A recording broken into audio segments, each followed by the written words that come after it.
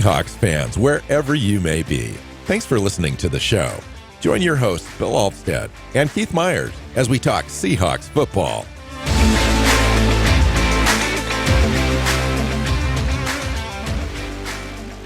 Hey, hi, Seahawks fans. Welcome back to another episode of the Seahawks Playbook podcast. I'm your host, Bill Alvstad, sitting down with co-host Keith Myers. We're here to talk Seahawks football. We have got our first mock draft of the season today for you. So dueling mock drafts. Keith and I both brought in our drafts. We haven't gone over these things yet, so I don't know exactly what Keith is bringing in as far as players and selections. I do know that we went in with a single rule ahead of time, which was we could have up to 2 trades so that we could kind of make this board work for us. And Keith said he had 1 trade. I had a couple, one in the first round and one later on in the draft. So yeah, fun to kind of put this exercise together. You start to study the players, look at film, you go through the process at the Senior Bowl. You kind of have now that information. We're now getting ready to go into getting ready for the combine and all that entails. And so really we're kind of getting into the nuts and bolts of these position groups, becoming familiar with all the names and kind of where the value levels are in the draft and so forth. So it's a fun exercise to get this first one out and kind of find out our strategy, like how we approach how we're going to draft, and not necessarily being happy with the draft, but just overall the kind of players you're looking at, your initial draft strategies and so forth is fascinating to me. So welcome in, Keith. Hope you're doing well. Yeah, I'm doing great. Typically when we get into these, we talk a while. So let's just jump in and get to it. These shows are always kind of fun for us. So yeah. So where's your first pick? My first pick is at 27. My first pick is at 27 as well. So why don't you talk about your trade and go ahead and go? So yeah, so I went into this kind of expecting to trade down. I don't really like the value at 18 unless somebody drops. Unless you want a tight end or a running back. There's a couple there that are intriguing, but but I don't want to spend you don't want to do that, on right? That. Yeah, right. I don't want to spend 18 on that. There's actually a guy that I would have considered, and I'm like, nah, I'll pass, and then we'll see what happens. I had a trade offer from Baltimore to move from 18 all the way down to 27. I picked up the round 2 pick 59, and they threw in round 4 pick 128 to do it. And I was like, sure. And so I took that and I dropped all the way down to 27. With the 27th pick, I picked a defensive lineman, Kenneth Grant out of Michigan, who is the guy that I would have considered. Nice. At 18. This guy's huge, 6'3", 340. This is your nose tackle. This is a guy that you can put next to, Williams and, the other lineman that we drafted last year, whose name is suddenly gone out of my brain. Murphy. There we go. Yeah. And just have, that nose tackle that's there. He is also got a quick first step for a guy that big, so he will offer a little bit more, penetration and the ability to affect pass plays if he's in there than most guys that are 340 pounds. That's the upside is the speed element, because you can move him, up and down the line a little bit, which Mike McDonald likes to do. Yep. I love that. I, as part of this process, we both probably did, 4, 5, 6 mocks or whatever. And you settle in on one, you bring it to the show. And a couple of the mocks that I did, he was definitely the pick on my board. He went number 15 overall. So he wasn't available to me at 18. I did the same trade with the same team, although I did not get the 4th round bonus. I did get that 59th pick as the same as you did. And with my 27th overall pick, I went offensive line. I was thinking about the defense. I was thinking about a couple different things. There's a cornerback there. Um, there's a wide receiver. I really kind of like a tight end or two. And I just felt like if I could knock out my offensive lineman, and one of my favorite offensive line guys is available at this spot, I'm going to go ahead and take it. And that's what I did with Armand Membo. He's listed as an offensive tackle from Missouri. He's going to slide inside in the NFL, play probably right guard, I think, although he could play either side depending on how the coaching staff feels. But he's got a lot of athletic upside, which is why I like him there. Plus, he's only 20 years old, and he's got the length as far as the wingspan, but his arms are only 34 inches. So, and he's only 6'3". So the guy's going to kind of slide in. He's going to slide inside. He's one of the best I guard really prospects really in the draft.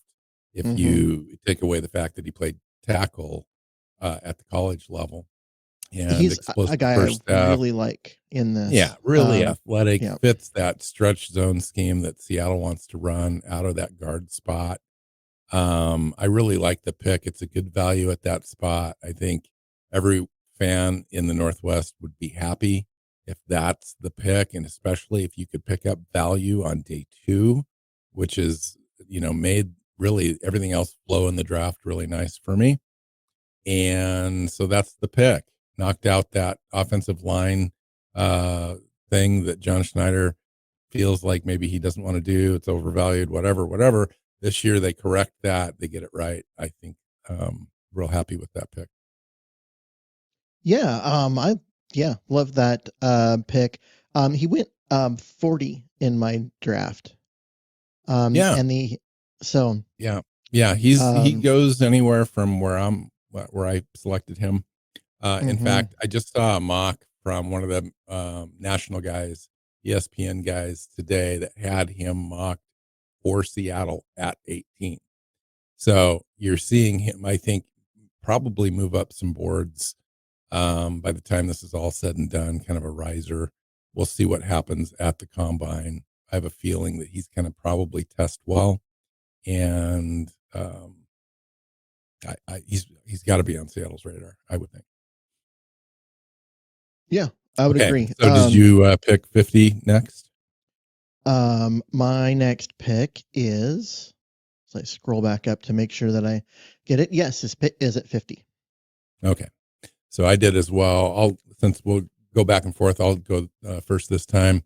The board was pretty cool. Worked out for me. I had a lot of different things that I was considering here: defensive line, edge rusher, wide receiver, even a quarterback was sitting there, and ended up going kind of unconventional on this pick because I just felt like I needed to go best player available, and that was Nick Amanwari, the strong safety out of South Carolina. Oh, that laugh you're hearing is because I picked exactly the same player in exactly the same spot. Really? Yeah. Nick Amanwari, he just jumps off the tape. 6'3".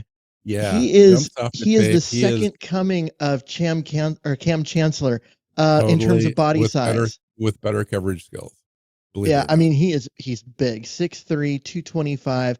This guy is huge. He's long. He is super aggressive, very physical, tackles incredibly surely. He is the strong safety that the Seahawks need. That could be up around the line of scrimmage. Yeah, balances well with in Bryant the toolbox. and Love, who will be on the back end. Yes, I love that. We've needed this player, this specific player. And what I mean by that is that the type of player that he is.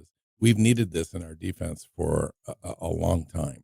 And especially in a Mike McDonald defense, if you have a player like this that can play close to the line of scrimmage. But the cool thing about this kid is he's also got 4.39 speed at that size. Like he's a linebacker size-wise with 4.39 speed.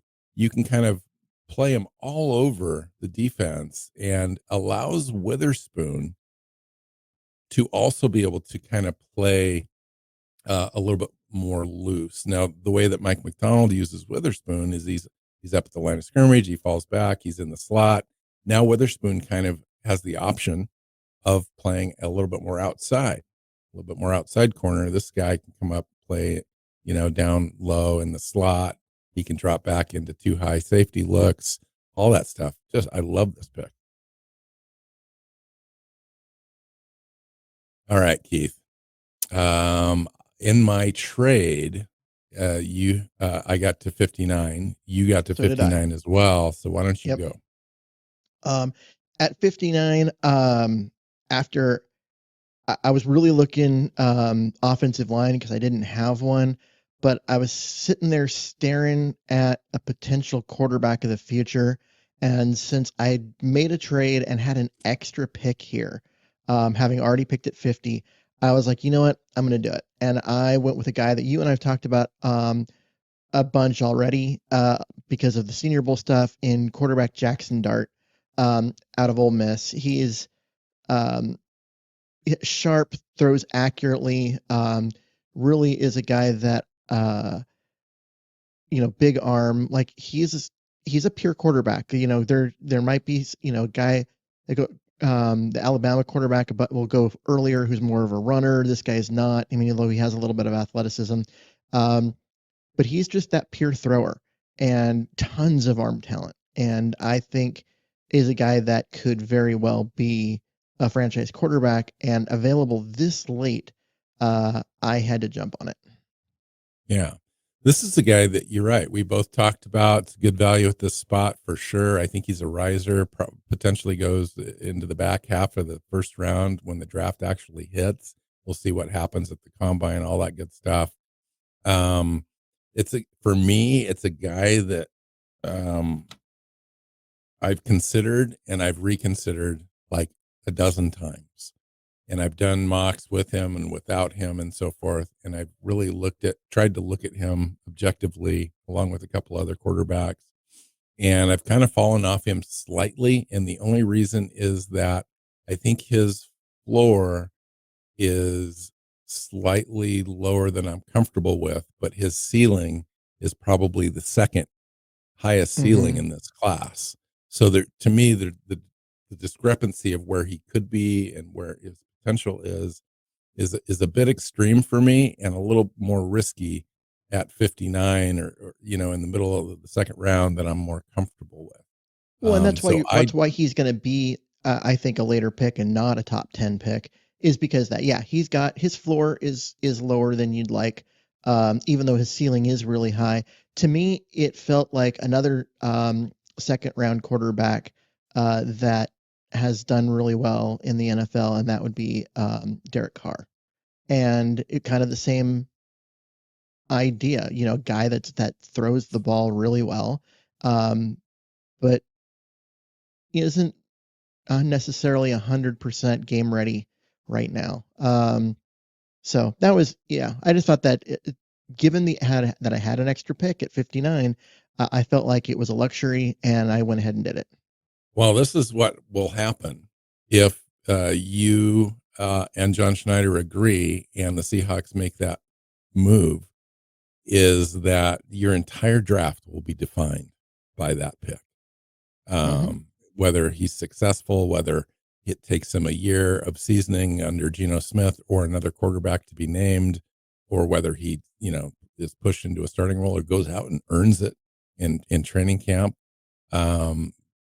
That would be a fascinating thing. I think if he's selected, they've done their due diligence and I'm behind that 100%. So we'll see how that goes.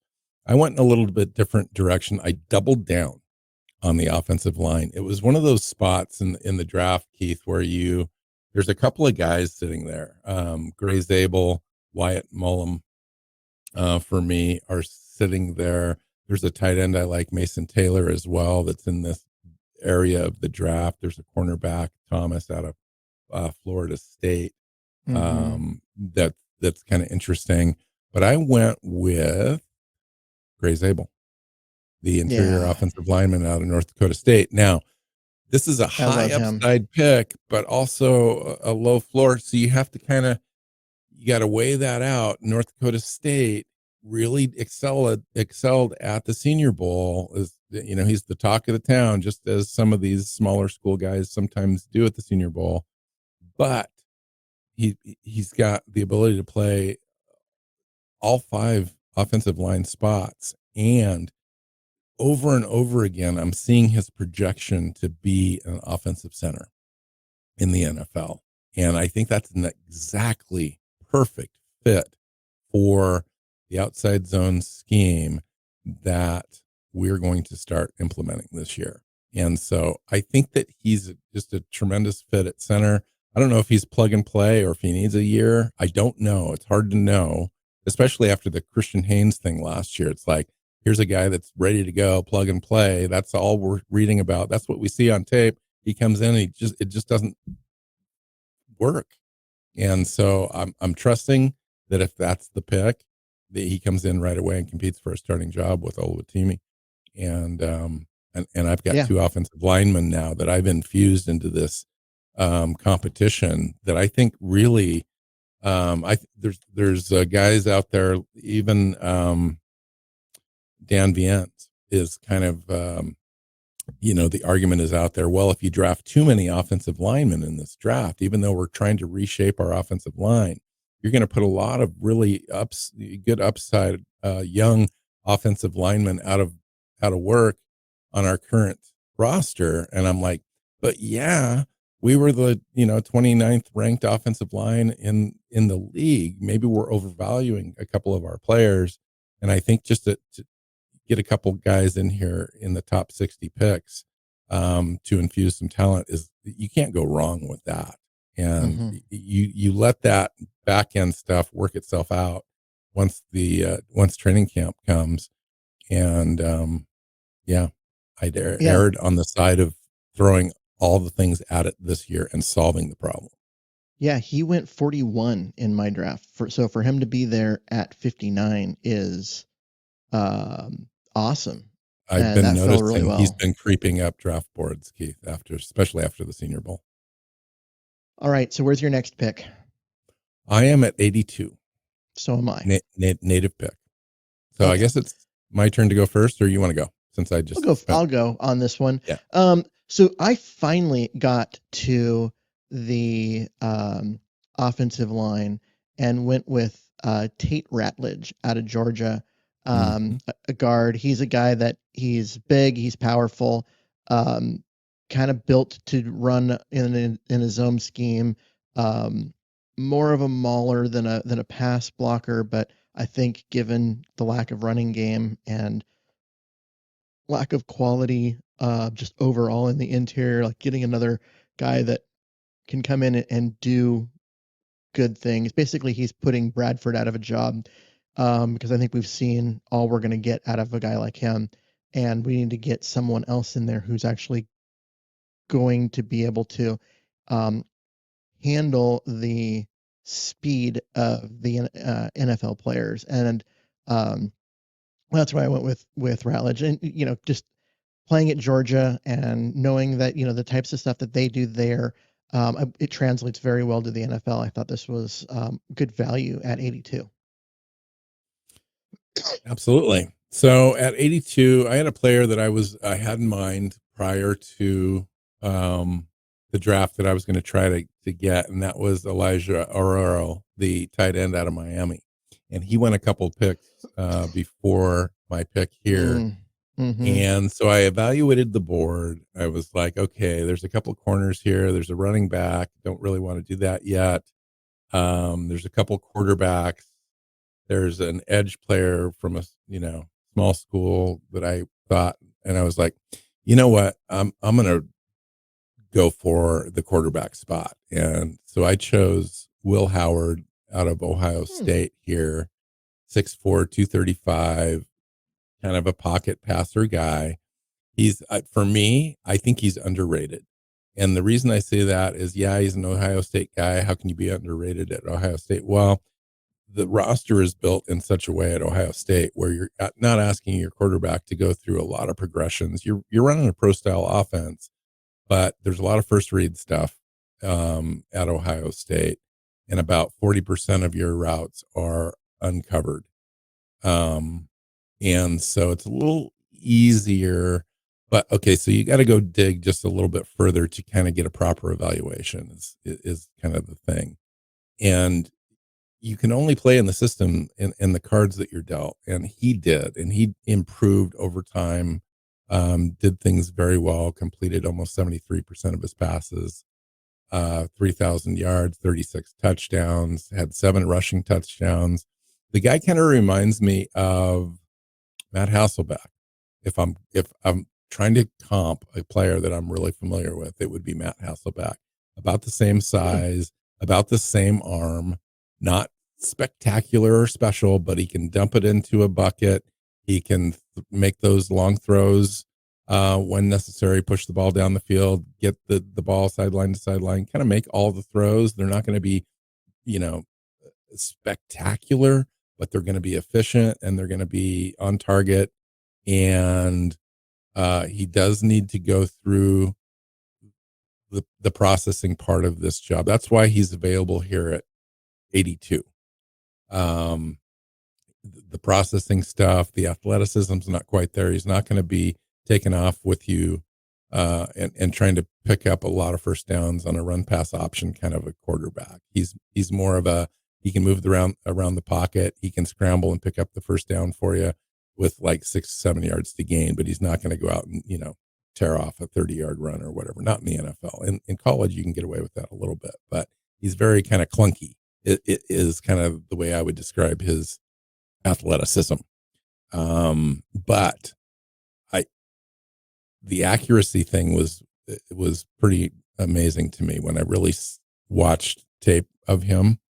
And, he had some flaws, he missed some throws, but more or less the strength of his game is his touch and the accuracy and his deep ball. Like he's probably got one of the best deep balls in college football, without not having that elite arm talent, but it's good enough to make the throws in the NFL. And at this point in the draft, I think Seattle would be wise to get a quarterback like this, especially if Geno Smith's coming back or if Kirk Cousins is cut from Atlanta and he's available and you can sign him on almost a veteran minimum contract because of his guaranteed money that's being paid already.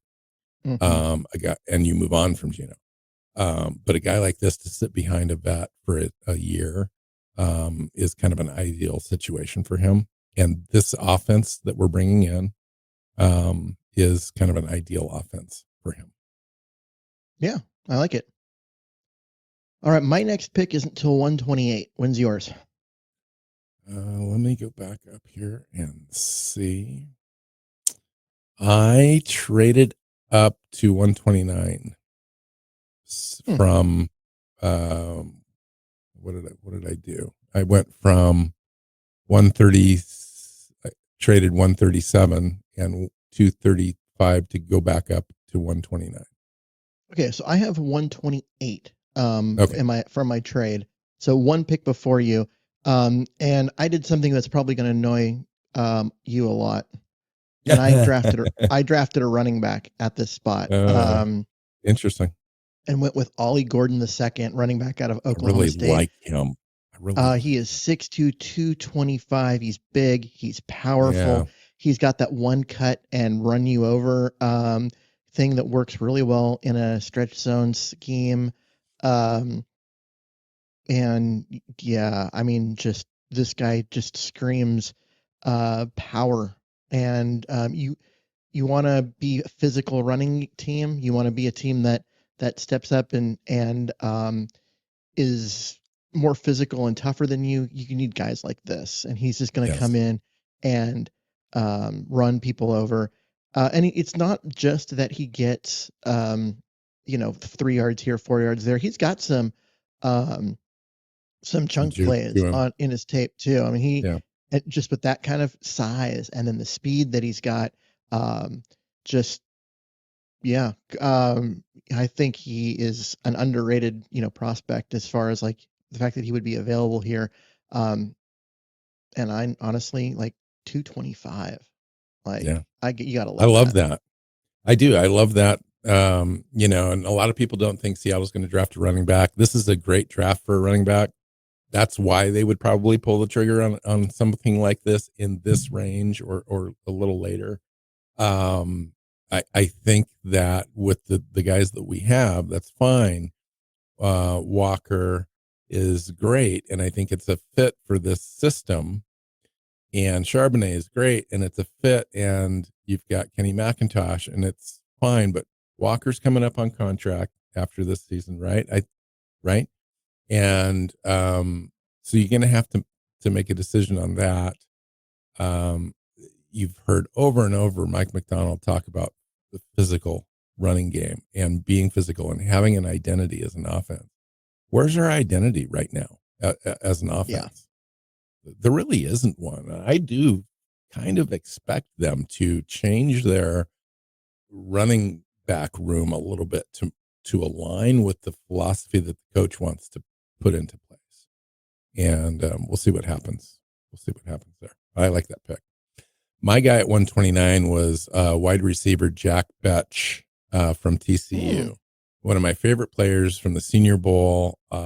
He's kind of a physical guy that wins at the point of contact and kind of gets the ball. When you're fighting for possession, he kind of wins those contested throws. 6'1", 214 pounds, so he's kind of compact. Draft analyst Dane Bugler believes he's going to get comp to Rams standout Puka Nacua as far as a comp, and I don't think you could go wrong with a guy like that. No, not at all. And won the MVP for the Senior Bowl. He's kind of tied a little bit to his brother, who was, I don't know if everyone knows this, but his brother was killed in that New Orleans terror attack. And he'd had a little, college playing career as well. So he's got a little chip on his shoulders, good size, above average playing strength. We need a number 3 wide receiver, I think, out of this draft. I think it's a great place in the draft to get a guy like this to come in and compete in that wide receiver room with Jake Bobo, Derek Young. This is kind of a Derek Young pick for me, but Derek Young just hasn't seemed to work in 2 different offenses now. This is going to be the third offensive coordinator that he's going to have. Maybe it worked this time. I'm not sure. Jack Betch is kind of a hedge against, a guy like Derek Young not working out. I mean, and I have the same player picked at 137. But yeah, 6'2", 215. He great hands, large catch radius, decisive in his route runs. He doesn't have that like elite speed. Okay, that's fine. Can he get open? That's what if he can get open in the middle range, then he's going to have a good career, and I think that's definitely him. I think he needs to improve his release at the line of scrimmage. He can be jammed a little bit, but in a good, well-designed offense, he's not going to be being jammed because they're going to have a couple of receivers, kind of stacked in there when he's on the field because he's not one of the top 2. So I think that, it's just a really nice Good football player. addition, guy that can come in. I think he'll be more productive than Jake Bobo because he's more physically gifted. And Kubiak demands that their wide receivers are able to block on on the edges and stuff. And this guy absolutely is perfect have for that. to. So who do you have at 137? Or did you trade that? I traded that away, so I'm at 173. Okay. So you went with the player we just talked about, right? Yeah. Oh, 137. Oh, you at 137? I thought you said 139. No, 137. I went with Jack Beck. Okay. And then, so I'm at 173. Yep. I also have a pick there, but who do you have? Okay. So this is the time that I went with a running back, and I chose running back Damian Martinez out of Miami, 6 foot, 235 pounds. At age 21, runs a 4.55 40. So he's not going to be fleet as foot as Ollie Gordon, but he's going to be every bit as physical, if not more so. One of the most physical, dominating running backs in college football. He does one thing really well. He runs downhill and he hits people, and he's physical, and he kind of dictates terms. He averaged 6.1 yards per carry. He started out at Oregon State, so people may remember him from there. Had a couple seasons there, finished it out in Miami, and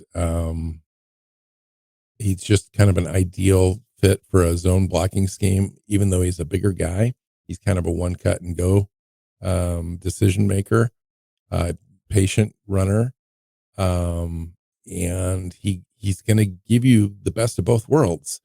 If for me, is kind of like if you're going to have a diverse running game in your offense, and you're going to want to run some power and some gap, and you're going to want to run some zone and outside zone, this is a guy that could kind of do it all. I think ultimately you may end up moving on from a player like Ken Walker, who doesn't really necessarily fit your identity and your style, depending on how this year goes. But I could see a guy like this competing with Charbonnet for the starting role and having them kind of go back and forth and just having this tandem. Now they're still going to want a player like, a third down back, a change of pace back, a guy that could play like Walker, but, change it up a little bit. But I like the identity potential of a player like this. Yeah. So you and I are both thinking big power running backs. I like that. Yeah. So my next pick after that is 173. Okay. You're up. Is I've got that's where? 187. Okay. So 173. I went linebacker here, and with, you know what? I don't even know how to pronounce it. It's Smael. So my brain says Mail, but it's not. But it's Mondin Jr. out of Georgia. I love that pick. And this guy is 6'3", 330, great athlete range. His ability to cover, his tackling is top notch, and just is a workhorse, tackling machine, covers well. Really the, you know, he doesn't have he's not a guy that you're going to ask to pass rush, but in a middle linebacker spot in a 3-4, he's not going to be pass rushing. And so he comes in and gives you tremendous upside and a lot of depth, and it makes me feel a lot better about going in to next season, knowing that you've got three capable middle linebackers. And if somebody gets hurt, you're not, looking to find someone who might be able to make a tackle here and there. And a guy that's going to, with his speed, be just a beast on special teams, especially this late in the draft. Yeah, he can play inside. He can play the well a little bit. He's got that speed and ability to drop back into coverage, kind of do it all linebacker. And I love that because it's exactly what you want for a third guy that could potentially take over if somebody get hurt, all that kind of stuff. So it's a good spot in the draft to get a guy like that. I love that. Now he's another guy that I've put into a couple mocks recently. I like him. So I went at pick number 187. Are you at 187 as well? I am as well. So okay. Go ahead. So I'll go ahead and go. I chose edge rusher Savion Jones out of LSU. Had a great Senior Bowl week. Had a great Senior Bowl game. Couple of tackles for loss. 6'5", 285, 4'7", 240. 21 years old. It's got a little shorter in the arms, but it has a good wingspan at 81 and a half. Several plays, for tackles for loss in the Senior Bowl. As I said, he's here because his pass rush repertoire is not quite refined yet, and the consistency of play is not quite there for him as a player. But if you watched him play at the Senior Bowl, you saw that potential. And I understand that he interviewed well.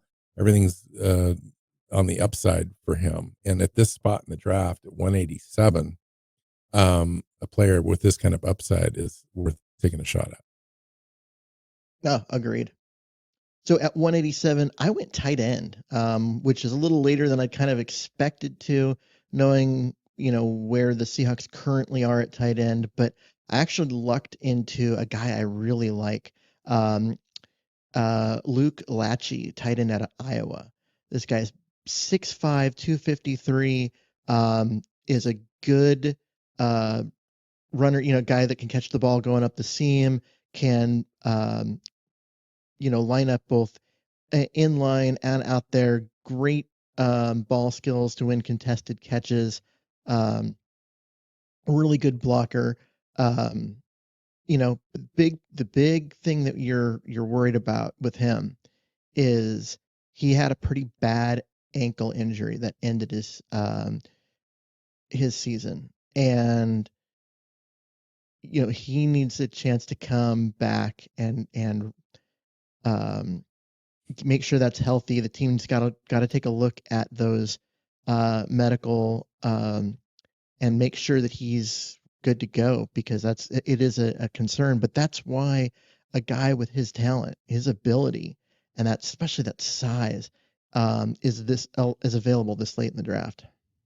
This is a good draft to get a tight end. One of my regrets on this particular mock is it didn't come out with a tight end, because I think Seattle probably is in the market for a tight end. I would be very surprised if they didn't draft a tight end.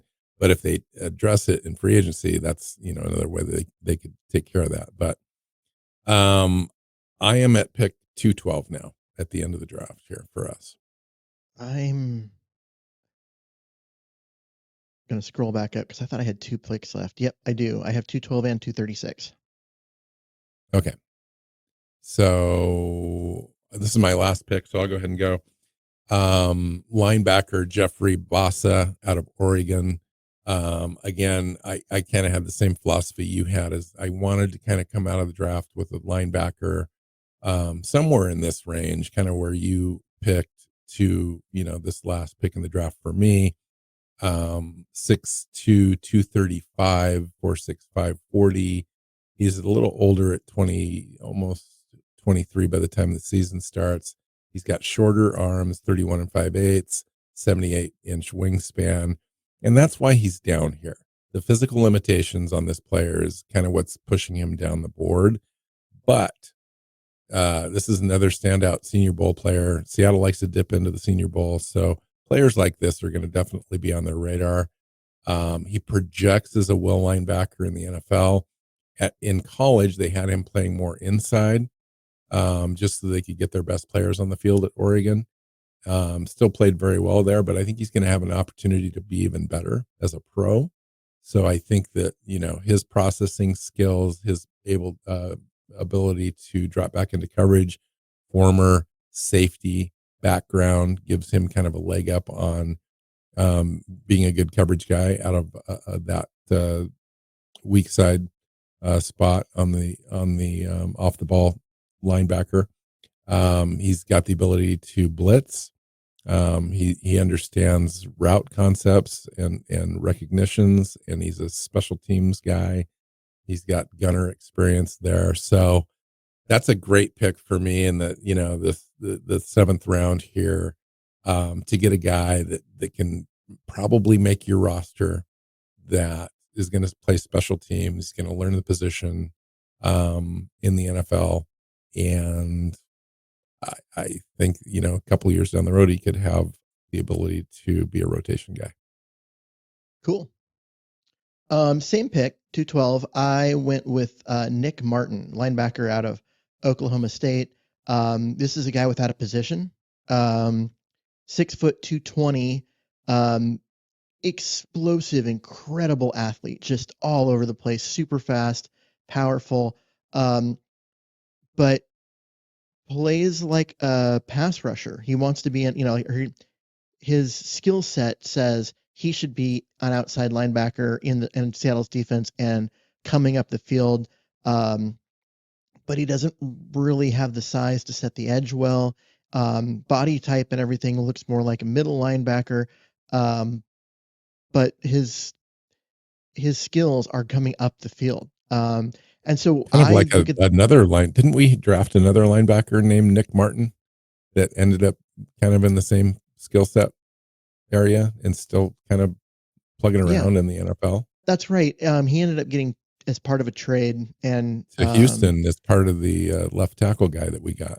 yeah, and same idea. Guy who's undersized, but his speed and power and those kind of things give him a chance to, as a rotational guy, a situational guy, basically a chess piece that you can put out there and make life difficult for opposing, tackles at times.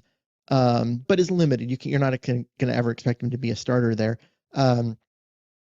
And to just be able to go and get after the quarterback. One thing that this Nick Martin does better is that he can cover, because he did play some middle linebacker in college and proved to be really good, mainly because of his speed and athleticism at picking up running backs who are coming out of the backfield and being able to cover them regardless of the route they're running. And so um, yeah, this was more of a an athlete pick, a guy without a set position, but he'll be great on special teams. Uh he's I think he's a fantastic prospect, and we'll see where the coaches decide he lands.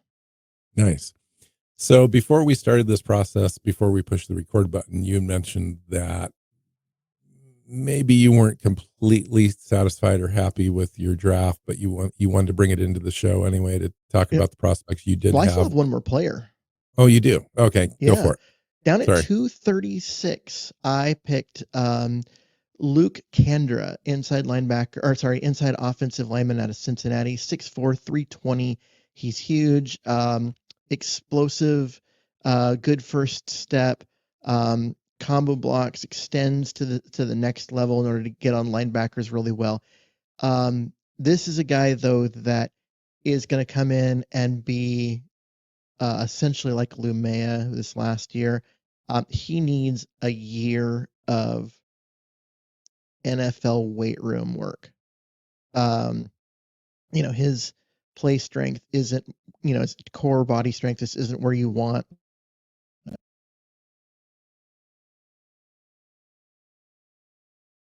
Mute. Undo the mute button. There we go. Sorry, my mic just suddenly cut out on me. But yeah, so his play strength isn't exactly where you want a guy that's going to be on the field right now. But I think you can get him there. I think you can improve his strength and getting him in the weight room. And I think so. He's a developmental spot. But honestly, given where Seattle's at, I wouldn't bring Bradford back. I wouldn't bring Tomlinson back. And you're also looking at Haynes as possibly a wash. And so you need bodies. You need backups. You need someone that can, you know, maybe come in and play, but not till late in the season, kind of the way Lumea did this last year. And they're going to need guys like that. And so this is a guy that I think has the potential to develop into something worthwhile, and that's why he was my pick. Nice. So to your earlier question, yeah, that I didn't like my draft.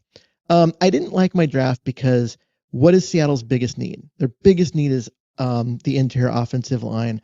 I got Ratledge from Georgia, at 82. I think he can come in and be that left guard for you, and you can just stick him there and he'll be fine. I thought the same thing about Haynes last year, so we'll see.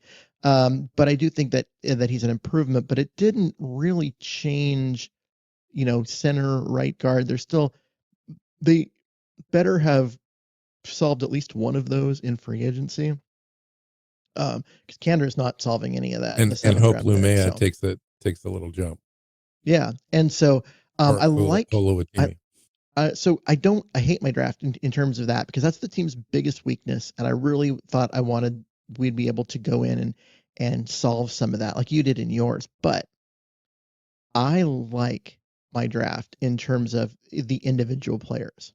Hmm. Getting Kenneth Grant, the big nose tackle out of Michigan in the first round. Yeah, Um, that's a good player. the 6'3", 225 safety at 50. Um, That's a fun Ollie player. Ollie Gordon at 128, Jack Beck at 137. All of these guys are physical players. They are big for their size or for their position. They're really strong. They play really physically, and all that's what McDonald said he wants. He wants us to be a really physical football team, and so I ended up getting a bunch of really physical players, and I really like that. And I think I've got a bunch of guys that can come in and contribute right away, and then we'll see what Jackson Dart does. Yeah, I think I've probably got four guys that can come in and compete right away. Maybe a one that is going to get a few touches a game, and the rest of the guys we'll see. But Armand Membu is going to come in right away and start at one of the guard spots. Eman Wari is going to play a lot at strong safety. Whether he Mm-hmm. starts or not, we'll see. But he's going to end up being a guy.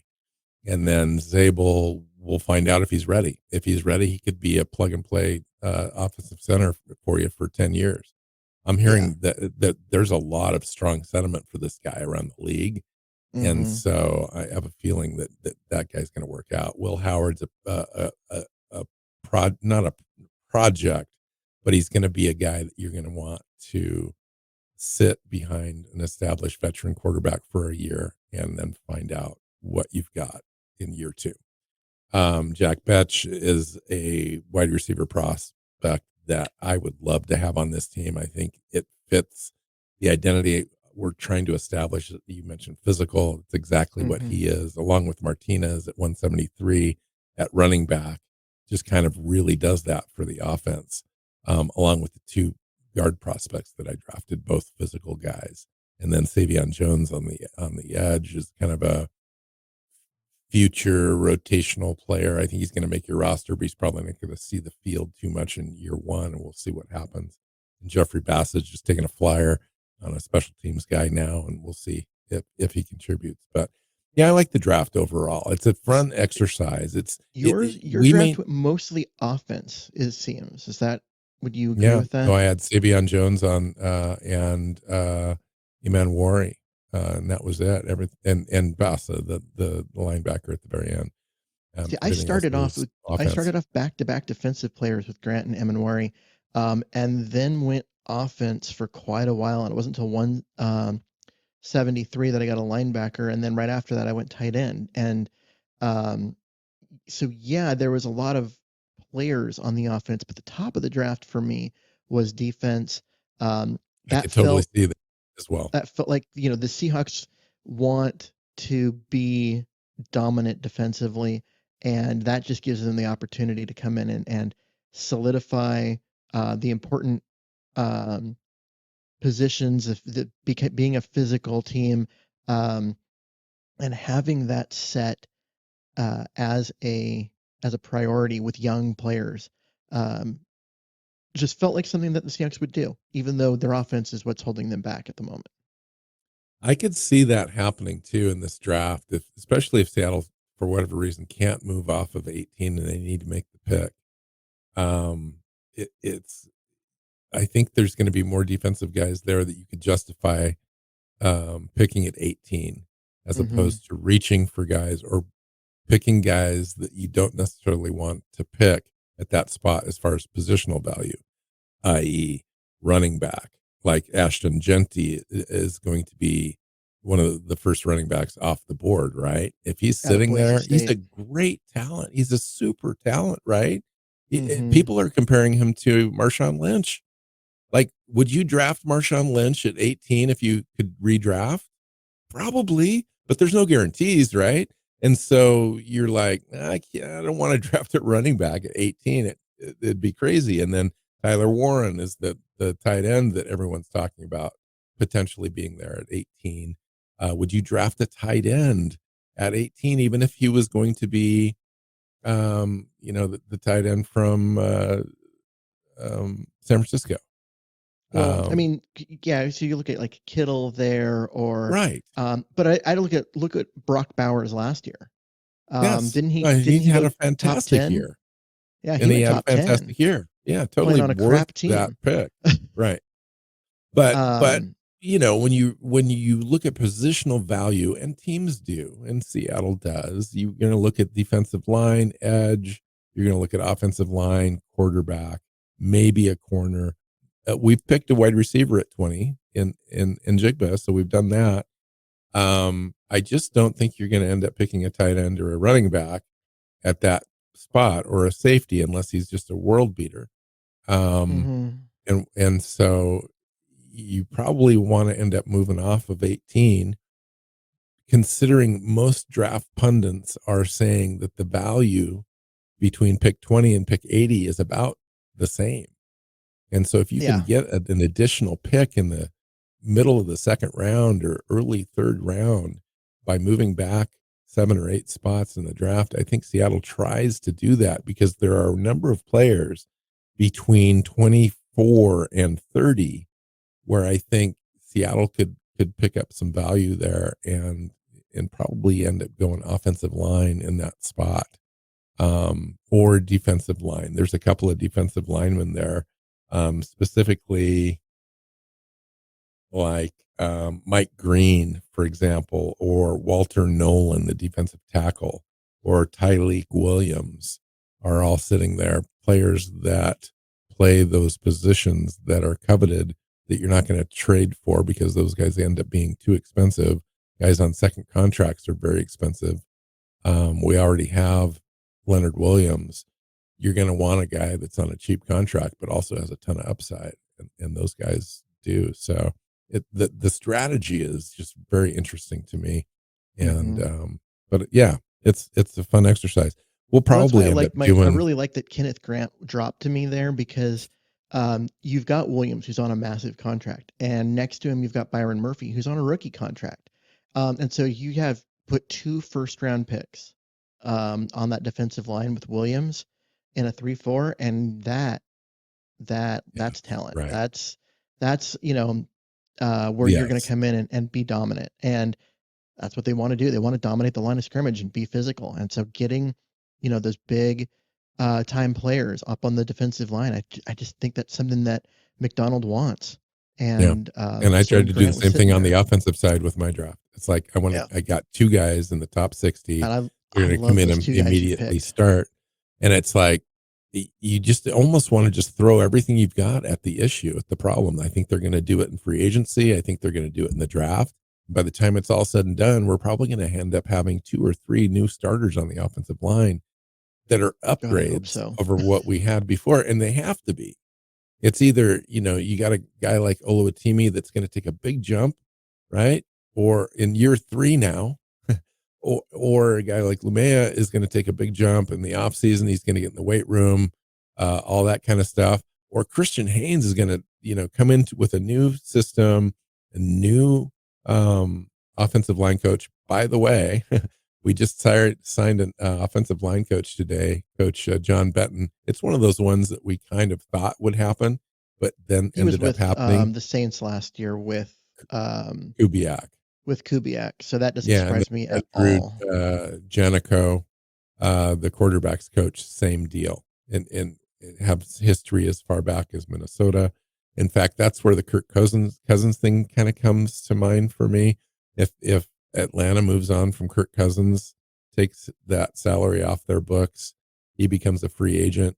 He can go and sign a contract for similar to what Russell Wilson did last year with Pittsburgh. All we would need Hmm. is a 1 year deal with a guy like that. And you move off of Geno Smith and his big $40 million contract. You you get a guy in the draft, and you now have a roadmap for your future. And I Seattle needs to do that at some point, and this would be a good draft to do that with, I think.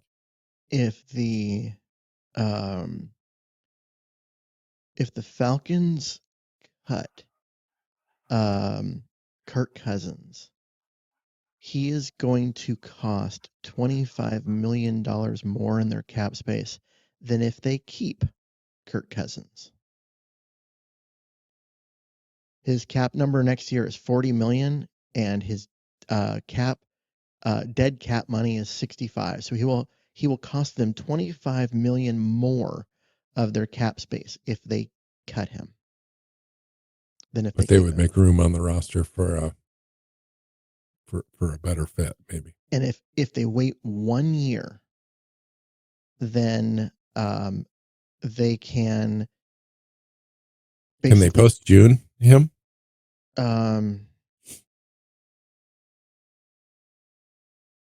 actually, yeah, that's probably what they'll have to do. If they post June him, they will get exactly 0 cap savings, but they do get the roster spot, which I think would benefit them just to get half of his money off the books, and then the other half of it would apply in the next year. That makes a lot So, more. That makes some sense, actually. mm-hmm. Yeah, it's her interesting offseason. Decisions will be made in the next 5 weeks or so, because you got to make that decision before that roster bonus hits on Geno Smith, and that's the first week of March. We'll see. We'll see what happens. You got a new offensive coordinator, new situation. It's the same contract, though. You got to solve that. He's not going to come back and play on a now it's $44 million deal, because he got $6 million in incentives added to that deal. Mm-hmm. That's just not going to happen. No, he's not worth it so anyway. they need to figure that out. So yeah. Anyway, all right, let's get out of here. Fun show, Keith. Thank you. We'll come back. I'm sure we'll do 3 or 4 more before the draft. So we'll just kind of pace these out a little bit. We're going to actually start on our draft prospect series and look at quarterbacks specifically for an entire show. We'll go through all the position groups as time goes on. But we're starting with the quarterbacks on the next show, unless something else pops up. That's going to be the show. So until next time, follow Keith on Blue Sky at Myers NFL. You can find me at NW Seahawk. The show is Seahawks Playbook Podcast. Find us on your favorite podcast platform and our YouTube channel. Hit that subscribe button. Leave us a comment. Those are always fun. And we'll see you next time. Go Hawks. Go Hawks. Seahawks Playbook Podcast listeners, thanks for joining us for another edition of the show. You can find us on Twitter. Bill is at NW Seahawk, Keith is at Myers NFL, and the show is at Hawks Playbook. You can listen and subscribe to the show at SeahawksPlaybook.com.